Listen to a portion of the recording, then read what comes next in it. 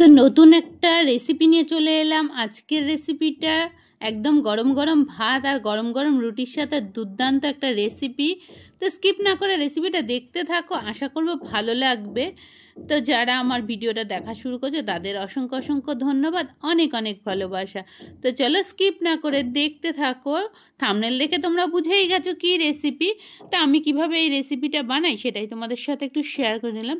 মান কচু যে আমরা পাই, তো তার যে গোড়াটা এখানে নিয়ে নিয়েছি, দেখতেই পাচ্ছ বেশ অনেকটা পরিমাণে। তো গোড়াটা খোসা ছাড়িয়ে এরকম টুকরো করে নিয়েছি।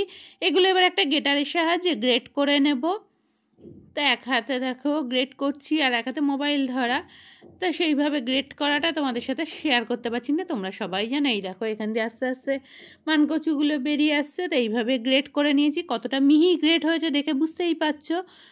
তো স্কিপ না করে দেখতে থাকো, আর যারা দেখা শুরু করেছো লাইক দাওনি একটা লাইক দিয়ে ফেলো। তো চলো আমি এই রেসিপিটা কিভাবে করি, মানকচুর ভাজা রেসিপিটা, সেটাই তোমাদের সাথে শেয়ার করব। আর এটা করব সর্ষের তেলে, একদম সর্ষের তেলেই এই রেসিপিটা করতে হবে। আর তেলের পরিমাণটা একটু বেশি লাগে, এটা নাহলে খেতে ভালো লাগে না। এখানে দুটো শুকনো লঙ্কা ফোড়ন দিয়ে দিয়েছি আর কালো জিরে ফোড়ন দিয়ে দিয়েছি। তো ফোড়নগুলো তো আমার রেডি হয়ে গেছে। এবার মানকচুর যেটা আমি ঘষে নিয়েছি সেটা তেলের ওপর ছেড়ে দিচ্ছি।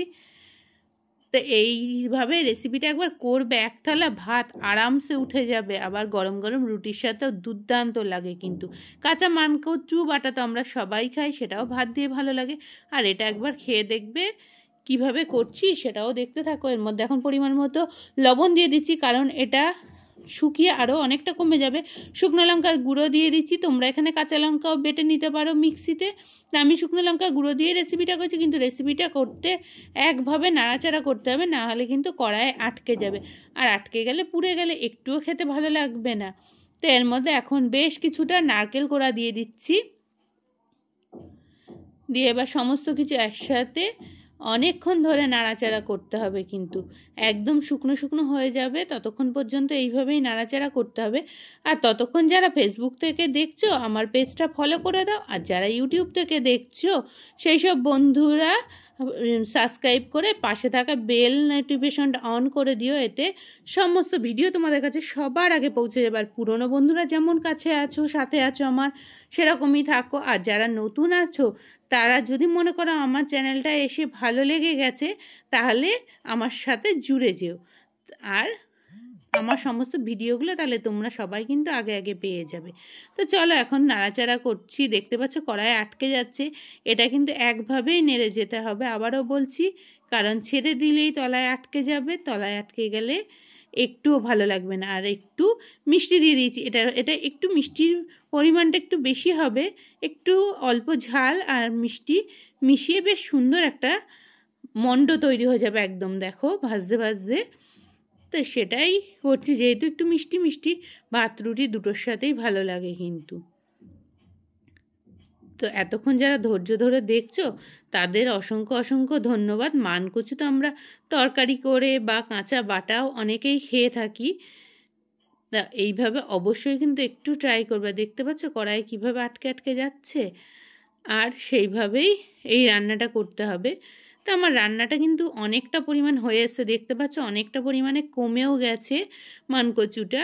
নারকেল দিয়ে মানকচু দিয়ে এই বাটা সত্যি দুর্দান্ত স্বাদের হয়।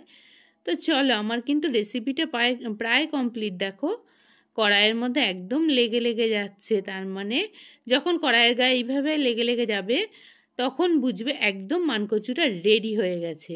দেখতেই পাচ্ছ আর নাড়াচাড়া করার কোনো প্রয়োজন নেই। এখন আমি কড়াইয়ের থেকে তুলে নেব, তুলে সার্ভ করে দেব। তো এই দেখো কড়াইটাকে পুরো চেঁচে চেঁচে খুন্তি দিয়ে বার করে নিচ্ছি মানকচুটাকে। তো এইভাবে বেশ কিছুক্ষণ ধরে কিন্তু করতে হবে রান্নাটা। তো রেডি হয়ে গেছে আমার একদম মানকচু কিন্তু।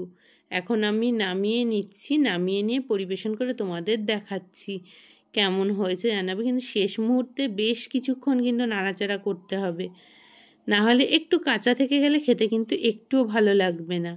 দেখতে পাচ্ছি আমি কী পরিমাণে দিয়েছিলাম, কতটা কমে এসেছে। এইভাবে কড়াইয়ে লেগে গেলেও কিন্তু আরও বেশ কিছুক্ষণ ধরে নাড়াচাড়া করবে। তো এই দেখো একদম পুরো দেখতে পাচ্ছ কীরকম একটা মন্ডর মতো হয়ে গেছে। তখন আমি নামিয়ে নিয়েছি। আর আমার এই রেসিপিটা যদি ভালো লেগে থাকে লাইক শেয়ার সাবস্ক্রাইব করবে, পাশে থাকবে। ততদিন সবাই ভালো থেকো। আবার যতদিন আমি নতুন ভিডিও না নিয়ে আসছি, সবাই ভালো থাকো, সুস্থ থাকো। আবারও দেখা হচ্ছে নতুন কোনো ব্লগ ভিডিও বা রেসিপি ভিডিওর সাথে। সবার কাছে প্রার্থনা করি সবাই ভালো থাকো, সুস্থ থাকো।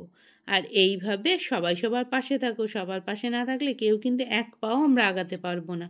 তো চলো আজকের মতো তোমাদের কাছ থেকে বিদায় নেওয়ার পালা হলো।